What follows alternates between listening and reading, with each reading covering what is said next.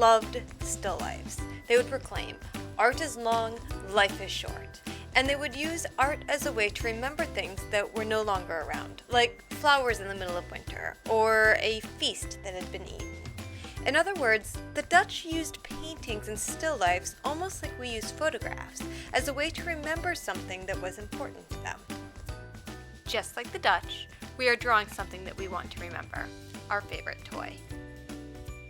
Before we start, we want to prepare our drawing surface. Now we want to make sure that we leave enough room to add steps on later. So we're just going to use the bottom part of the paper to draw today. So an easy way to make sure that we don't draw too large is simply to fold the paper down. So start with the paper in front of you and then fold it in half. Open it up and fold it in half the other direction. You should have 4 parts that are the same size.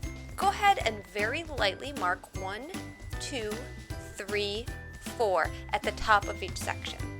Then fold your paper in half again and fold that 3 section behind the 4 section. So you're looking at the 4 section and the little 4 is on top.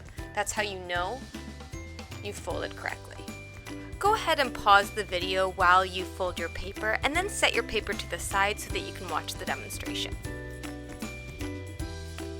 Start by imagining how much space your toy needs. Picture your final drawing on your paper.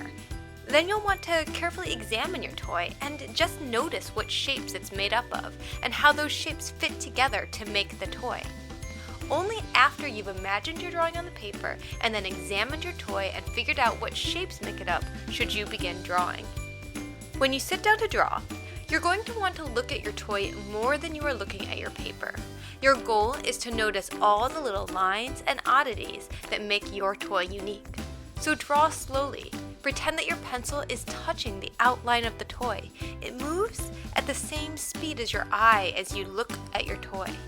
The more details you can include, the more realistic your drawing will be.